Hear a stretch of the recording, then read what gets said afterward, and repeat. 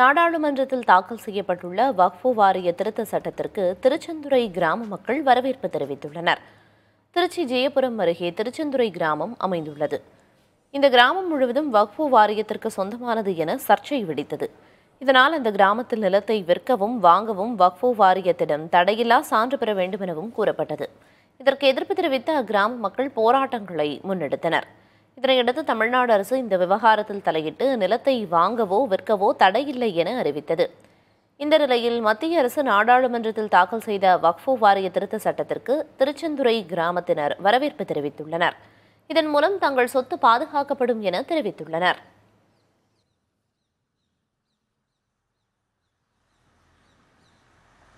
இப்போ சொத்து நம்ம தான் விலை, அதாவது உரிமை நம்மளோடது. அந்த உரிமையே உங்களுக்கு மறுக்கப்பட்டது.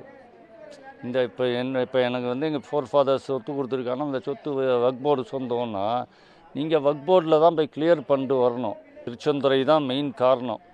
உலக அளவுக்கு இது இந்த செய்தி ஹைலைட் ஆகி போனதுக்கு இன்றைக்கி சட்ட திருத்தம் வந்திருக்குன்னா அதுக்கு மெயின் காரணம் இந்த கிராமம் தான்.